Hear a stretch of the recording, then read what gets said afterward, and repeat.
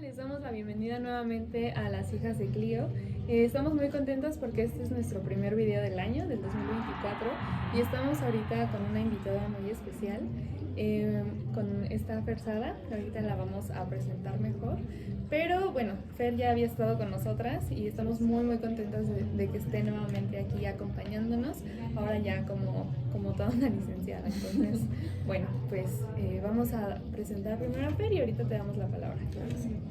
Pues Fer es licenciada en Historia por la Facultad de Filosofía y Letras de la UNAM y sus intereses oscilan entre la historia de la alimentación, la historia urbana y los sentidos, y ella nos comentó que lo que resulte de las tres. Y pues en esta ocasión nos va a hablar de un tema muy interesante. Se llama las casas de café, bebidas y espacios ante la modernidad. Y pues estamos muy agradecidas de que estés con nosotras. Es un placer. Yo tuve la oportunidad, bueno, las dos tuvimos la oportunidad de tomar clases contigo y con el profesor Rico. Y pues siempre fue muy placentero escucharte. Pues sí, también te doy la bienvenida. Bueno, chicas, primero que nada, yo soy quien les tengo que agradecer a ustedes. Estoy muy agradecida primero por la primera invitación que recibí de tu parte, Rosy, pues la oportunidad de estar aquí de nuevo ya, pues las tres en otras circunstancias de la vida. Pero bueno, siempre es un encanto poder participar en este tipo de proyectos y de hablar un poco de lo que estamos haciendo. Finalmente la historia, yo siempre voy a insistir en eso, es compartir en qué vamos, porque la historia siempre es un proceso que se va construyendo poco a poco, ¿no? Y pues siempre, en realidad, nunca presentamos trabajos completos, siempre presentamos trabajos en avance. Entonces, solo estamos pues construyendo puentes de conversaciones mucho más amplias y mucho más antiguas, y es un poco lo que vamos a platicar el día de hoy. Es una conversación más que otra cosa. Y curioso que mencionen las clases con el profesor Rico, porque pues precisamente el tema de hoy parte mucho del asunto que habíamos visto en clase, que es la historia de la modernidad. Pero vamos a acercarnos a un componente muy específico de la historia de la modernidad, que es algo que me ha fascinado desde hace ya un par de años, que son las casas de café, como este espacio urbano que articula algunas de las discusiones que se asocian con lo que consideramos moderno. Para empezar, pues, tanto Jade como Rosy ya lo saben, pero cuando hablamos de lo moderno siempre tenemos que partir de que la palabra moderno y todos sus derivados es un término relativo. Es decir, no es un término que tiene significado intrínseco, sino que siempre entendemos lo moderno en relación con lo que entendemos como antiguo. Entonces siempre lo moderno se especifica a partir de todo aquello que consideramos como parte del pasado. Y bueno, pues las casas de café entran perfectamente en esta definición. Cuando uno estudia modernidad, empezamos a ver algunos ciertos espacios que se empiezan a frecuentar. Ya no estamos hablando de los feudos, ya no estamos hablando de castillos o de las torres que caracterizaban algunas de las arquitecturas medievales más conocidas. Estamos ya hablando de ciudades, estamos hablando también de campos que incluso interactúan con ciudades, y empezamos a hablar de espacios comerciales un poco más abiertos al público. Entre esos espacios encontramos a las casas de café, que es importante decir que no son propiamente cafeterías siempre. Las cafeterías las podemos entender como lugares un poco más asociados a restaurantes, que se especializan sobre todo en servir café, y que suelen tener un menú, pero las casas de café son lugares pensados como ese tipo de espacio, pero de estadía larga. Uno no solo llega a consumir, uno llega a sentarse y platicar. Ahora, hay matices. Y pues un poco mi intención el día de hoy es desmitificar también un poco lo que hay detrás de la casa de café. Para empezar, pues cuando hablamos de temas como la ilustración y hablamos de lo que vino a partir del siglo XVII, a veces llegamos a este tipo de narrativas como los cafés fueron los lugares donde empezaron a gestar las revoluciones burguesas, por ejemplo. El Café Procop fue el lugar donde de Alembert y Diderot escribieron la enciclopedia. y en otros cafés de París era donde se veía constantemente a Honorato de Balzac tomándose sus 40 tazas de café al día y muriendo extremadamente joven por lo mismo. Pero fuera de eso, siempre en varios libros de historia podemos ver posicionadas a las casas de café. Citando un ejemplo muy concreto y multicitado también en múltiples campos, está la historia intelectual del siglo XX de Peter Watson, donde él se va un poquito más atrás y traza algunos de los espacios de discusión más importantes como parte de la tradición de las casas de café en Europa. Ahora, ¿qué es lo que pasa? ¿De dónde viene esta concepción? Y si realmente era así, es un poco el tipo de preguntas que queremos plantear el día de hoy. Porque tenemos también algunas historias, algunos mitos que siempre están rodeando este tipo de lugares, ¿no? Tenemos este tipo de historias de cómo se crean los cafés, en el sentido de que, bueno, algunos dicen que el primero fue fundado en 1522 en Belgrado, hoy Serbia. Algunos dicen que fueron los vieneses los que empezaron a construir casas de café. Algunos dicen que tiene que ver con el ejército del Imperio Otomano dejando una bolsita de granos de café en Viena después de la batalla de Viena, el sitio de Viena de finales del siglo XVII, y que luego un coronel polaco tomó esos granos de café y se los dio a otro coronel polaco, y ese coronel polaco decidió crear una casa de café. Algunos dicen que fue un armenio llamado Johannes Diodorato quien creó el primer café de Viena, y algunos dicen que más bien la cultura de la casa de café se puede rastrear hasta Pascual Rosé, que fue un sirviente de un comerciante británico llamado Daniel Edwards, que fue el que creó la primera casa de café como un sitio de comercio transatlántico, aprovechándose de las colonias británicas. O sea, no podemos, como ustedes bien saben, asegurar que algunos de estos mitos sean ciertos, o sea, son muy interesantes, pero pues siempre hay matices que hacer al respecto.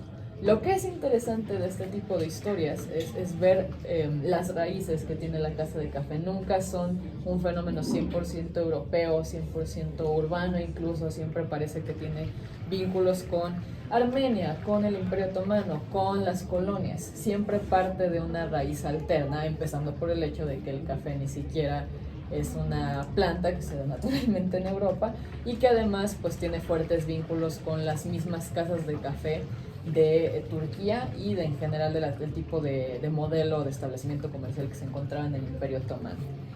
Ahora, dicho lo cual, es importante para la modernidad y para los discursos subsecuentes sobre la modernidad mitificar a las casas de café, darles como una especie de lugar que hiciera que su influencia se expandiera a lo largo de las ciudades. ¿Por qué? Porque las casas de café finalmente son también un espacio comercial donde la gente también iba, usando un término del que luego se usa mucho, performar la clase. Los cafés costaban dinero. Y es curioso, aquí empezamos a entrar en una paradoja. Los cafés representan un poco un espacio democrático, representan un lugar donde parece que todo el mundo puede entrar, donde todo el mundo puede discutir unos con otros, y pues por lo tanto empiezan a crear como esta especie de ambiance intelectual donde todo el mundo puede hablar con todos, e incluso a algunas casas de café, algunas coffee houses en Londres se les empieza a llamar penny universities. ¿Por qué? Porque son universidades que cuestan un céntimo. Uno puede pagar un céntimo y va a escuchar a algún intelectual hablar de sus cosas sin que uno tenga que pagar las grandes cantidades de dinero en la universidad. Entonces los cafés empiezan a construir como esta especie de espacio democrático conforme va avanzando la idea de la democracia y pues del Estado igual para todos en la modernidad, y pues empezamos a ver esa construcción finales del 17 hacia 18, más constituido con la creación de los Estados-Nación hacia el siglo XIX. Pero esta concepción de la casa de café como un espacio democrático pocas veces considera que sigue siendo un espacio comercial, sigue siendo un espacio perfilado para consumir. Por más barato que sea, pues siempre va a haber un componente de que algunos pueden comprar algunas bebidas más caras que otros, algunos se pueden permitir el lunch, algunos se pueden permitir el periódico, que en ese momento las casas de café eran puntos de distribución de periódicos. Pero siempre va a haber un momento en el que si hay distintas clases sociales en una casa de café, hay algunos que van a poder performar mejor su clase, hay algunos que van a mostrar su estatus social a través del hecho de que varias clases sociales están ahí. Y bueno, también hemos de decir que esto ha entrado a la historiografía a causa de un teórico del que seguramente han oído hablar, un filósofo alemán, Jürgen Habermas, que en su libro Historia y Crítica de la Esfera Pública, él plantea un concepto que se llama Öffentlichkeit, que literalmente significa como publicidad o lo público, donde dice que en algún momento algunas discusiones políticas bajaron de la esfera privada, es decir, de reyes, de aristocracia, a la esfera pública. Y entonces ya las discusiones políticas no se tienen en los altos rangos a puertas cerradas, sino que ahora también la población puede empezar a discutir de la materia política en espacios públicos, entre comillas, como las casas de café, ¿no? Entonces Habermas de hecho posiciona a las casas de café como centrales en la articulación de esta opinión pública, al igual que clubes, al igual que casas donde, bueno, se les llama como jockey houses, como clubes de caballeros que van a mostrar toda su masculinidad hablando de cosas políticas. Y bueno, por lo mismo, pues es importante definir a estas casas como siempre un articulador de identidad. A veces se trata de la masculinidad, a veces se trata de ir a mostrar una masculinidad asociada a también la posesión de un cierto capital cultural, a la posesión de un cierto intelecto, un cierto conocimiento de las materias políticas. A veces también es un articulador de identidad respecto del judaísmo. Fueron puntos de concentración muy importantes de algunas comunidades judías en Berlín, por ejemplo. Pero lo que es importante es que siempre detrás hay un argumento de que todos pueden entrar a la casa de café. Y hasta había algunas coffee houses en Londres que tenían eso en entrada, ¿no? Todo el mundo puede entrar, tienen que pagar su penny, tienen que pagar su céntimo, pero todo el mundo puede entrar. Entonces las diferencias de clase a ese nivel se dan en cómo uno se vincula con otras personas de la misma clase social, cómo uno se puede permitir ciertos alimentos y también el tipo de discusiones que está teniendo, ¿no? Está uno usando toda la potencia de su capital cultural. Entonces, esto también tiene un vínculo con una teoría, pues es una teoría de psicología que creo que puede entrar en términos teóricos en esta discusión, que es la teoría del pequeño mundo, propuesta por Stanley Milgram, que dice que en realidad nosotros no podemos, sin entrar en un vacío existencial brutal, concebir al espacio como algo total. Entonces siempre tenemos que dividirlo en pequeños mundos. Por ejemplo, ustedes vienen a la universidad y como no pueden lidiar con todo al mismo tiempo, porque sería demasiado, no pueden como concebir al mundo como una sola esfera, entonces tienen sus pequeños mundos. Esta universidad es un pequeño mundo, esta sala es un pequeño mundo, y cuando ustedes salgan de la biblioteca habrá otro pequeño mundo que podrá ser el Jardín Rosario Castellanos o el Ágora, y cuando lleguen a sus casas eso es otro pequeño mundo, ¿no? Entonces, en ese sentido, las cafeterías están promoviendo la creación de un pequeño mundo que está tomando los mejores aspectos de la idea de democracia de ese momento y lo está posicionando en un establecimiento comercial. Pero esta democracia en realidad continúa siendo virtual, porque no es que las diferencias de clases se eliminen al momento de entrar en el café, es más, a veces se intensifican.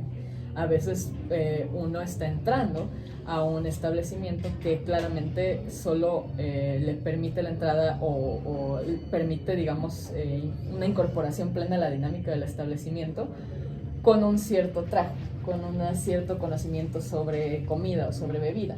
Entonces, en la práctica parece que todo es muy barato y genial, es algo que incluso pasó en casas de café en México, pero en realidad la performatividad de clase está en otros lados. Y esto se puede ver con el hecho de que muchas casas de café estuvieron incorporadas a proyectos de conformación del Estado y de dinámicas comerciales de estados que estaban en vías de ascenso como hegemonías económicas. Dos ejemplos justamente son París y Viena, dos capitales de las casas de café.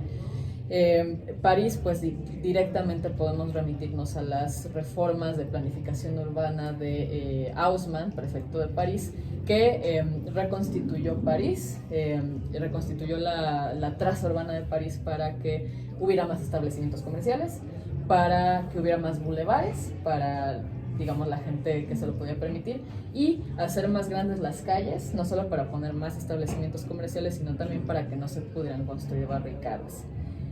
Otra reforma similar se ve en justamente Viena, en la conformación de una calle que todavía sigue ahí hoy día, que es la Ringstraße, literalmente calle del anillo, que responde directamente a un proyecto de Estado imperial de los Habsburgo, que responde a la contratación de una serie de arquitectos por parte del emperador Francisco José, y que literalmente busca reconfigurar Viena para volverla un espacio comercial, que además denote elementos del antiguo régimen después de la Revolución Francesa. A partir del Congreso de Viena se busca regresar a elementos políticos del antiguo régimen, disuadir lo más posible a la gente de hacer revoluciones y convertir a Viena no solo en un espacio imperial, sino en un espacio comercial.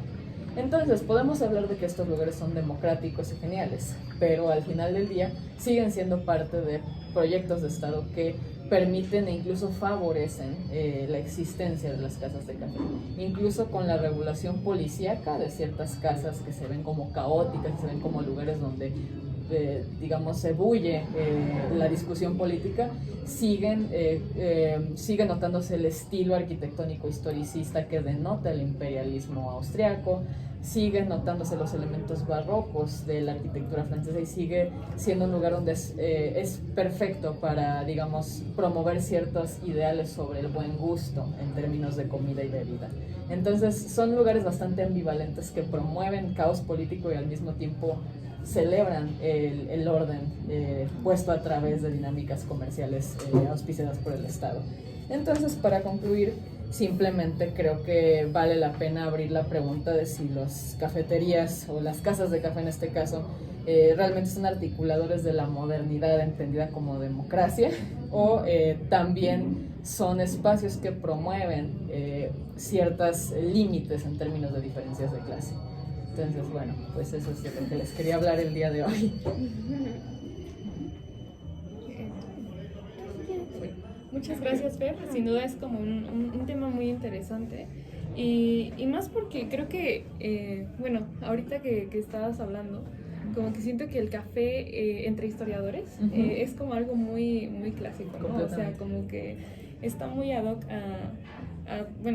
al espacio en donde estamos, porque justamente creo que incluso todavía vinculamos al café con esta parte intelectual, ¿no? Claro. Así como de que los historiadores tienen tanto el café como el cigarro. Claro, claro. Entonces eso es como de no sé, también incluso pensar el café como algo que denote también esta jerarquía social, porque no es lo mismo un estudiante que compra un café en un puesto que un doctor que compra en un establecimiento más caro, ¿no? Igual Claro. el tipo de café, igual el tipo de leche, pero bueno, no sé, tú Claro, sabrás claro. mejor que yo.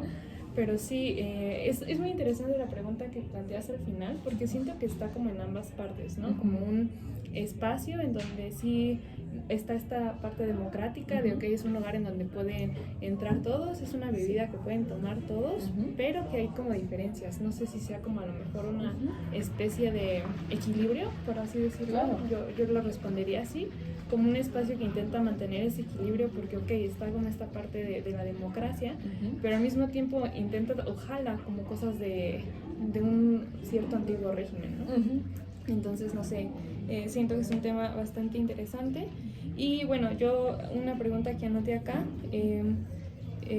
si ¿tú crees que sea un símbolo entre intelectuales el café o las cafeterías? Porque igual planteaste que son espacios en donde se generan pues ideas o movimientos. Entonces, no sé si prefieras que Jade participe y luego respondes. Si quieres, primero respondo y luego ya. Ah, ok, perfecto. Para tenerla fresca. Ajá, vale. Y bueno, creo que esto que dices es muy, muy relevante porque precisamente una teórica, me parece que ella es antropóloga, Catherine Tucker, bueno, tiene estudios magníficos sobre la historia del café. Y una de las cosas que él menciona es que el café es la bebida del capitalismo por antonomasia, por el simple motivo de que nos pone activos. Entonces es una bebida que confluye con las nuevas necesidades de productivismo del capitalismo industrial. Es decir, ya uno pues tiene la industria explotando en las ciudades, definiendo incluso las dinámicas urbanas del siglo XIX, finales del XVIII, y que necesita ese tipo de ciudad, necesita gente que produzca, y para eso necesita gente que esté activa, y además necesita un tipo de droga que no, digamos, que no genere tantos estragos, porque ya de por sí hay estragos en las fábricas, como, no sé, la cocaína, por ejemplo, que no es tan viable para esos momentos. En cambio, el café es fácil relativamente de producir, no tiene tantos efectos adversos a primera vista, y permite tener a gente produciendo. Entonces, me parece, y lo digo como una fanática del café, que yo y muchos caemos en esa trampa, ¿no? En realidad, es la bebida intelectual en tanto es la bebida que permite producir, entendiendo a la intelectualidad también como círculos que también caen en dinámicas de producción, porque pues es difícil escapar de esas dinámicas, ¿no?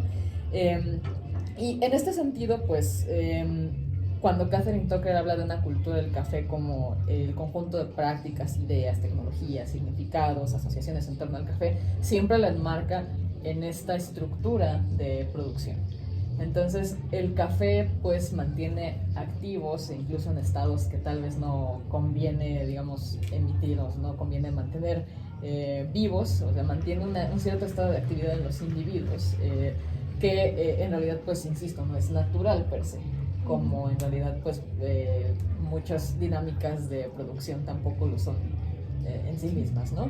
Y esto es muy interesante porque uno podría decir entonces que el café durante la industrialización, o lo que podremos mal o bien denominar como industrialización, empieza también a bajar a las clases sociales, ¿no? Que este es un debate, ¿no? Si hay comidas que en cuanto se popularizan empiezan a bajar, que no siempre es el caso. Y habría que preguntarnos aquí qué es lo que pasó, porque si el café empieza a ser más consumido, por ejemplo, por las clases trabajadoras, entonces, ¿qué hacen las clases altas para mantener, digamos, un nivel de diferenciación en su manera de relacionarse con el café? Entonces entramos en un círculo vicioso, porque si ya más gente lo está consumiendo, entonces hay nuevas técnicas para hacer que el café siga siendo algo que permita generar una diferenciación.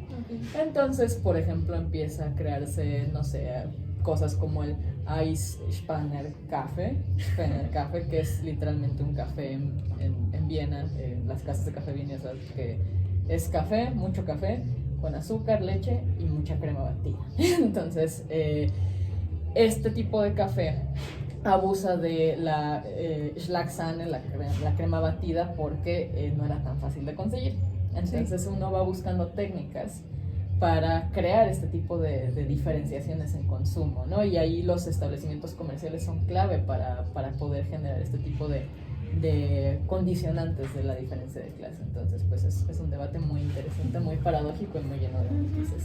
Gracias. O Starbucks. Como Starbucks, exacto. Yo me quedé pensando en la pregunta que hiciste al final, de si se podía decir que se democratizaba como el consumo de café, de entrar a estos espacios y discusiones intelectuales, claro. o si se marcaban las diferencias sociales, ¿no? Y me hizo pensar mucho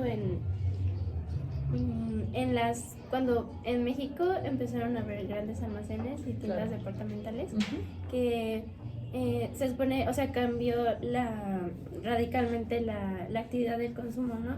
Y parece que todas las personas pueden ir, todas pueden comprar, todas pueden ver los productos, pero en realidad quienes van son solo muy pocos, ¿no? Y bueno, en la clase que tuve hoy estábamos diciendo que no se democratiza como el consumo, sino el deseo. Entonces, considero que es como decías, una democratización aparente, o como dijiste, virtual, porque en realidad no todos lo pueden hacer, no todos pueden consumir eso. Y me pareció muy, muy interesante cómo en estos espacios pequeños se crea como todo un imaginario bien Sí, esto es muy relevante si nos regresamos al término del que les platicaba hace rato, el de Penny Universities, ¿no? O sea, suena que sí, en efecto, uno puede asistir a la universidad con un céntimo, o sea, paga por su cafecito y ya con eso pues puede escuchar al señor que está del otro lado pues dando su cátedra. La cosa es que el señor que está dando su cátedra, por lo general, si uno se va a las fuentes, se da cuenta que pues, el señor no está consumiendo un café que vale un penny, ¿no? Sí, está claro. consumiendo otra cosa. Y justamente es curioso cómo se reproducen estas relaciones de jerarquía dentro de las clases de café, aunque en realidad el precio sea el mismo para todos. Algo muy parecido pasaba aquí en México, por ejemplo. Las comidas eran relativamente, y en verdad subrayo ese término, relativamente baratas en una casa de café. Los desayunos de, por ejemplo, el mollete pan o mollete, los que nosotros conocemos, un mollete y un americano, lo que podremos conocer como americano, como un café con leche si quieren ustedes, podía valer $1, que, o sea, suena bastante bien, estaba bastante bien para varias personas, pero eso seguía siendo un gasto masivo para un jornalero, por ejemplo. Entonces, es el mismo el caso con otras casas de café en el mundo, ¿no? Dudo seriamente que, por ejemplo, los trabajadores o los campesinos que vivían fuera de la Innenstadt vienesa pudieran permitirse los precios más baratos de una casa de café. Incluso cuando aparentemente todo el mundo puede entrar, porque no solamente lo frecuentaban las clases altas, ¿no? Siempre había como algún tipo de sector medio que de vez en cuando puede asistir, ¿no? Y eso ayuda a crear como una imagen de democratización que en realidad solo está poniendo una parte de lo que incluso se acopla a su idea de aquel entonces de democracia, ¿no? Sí.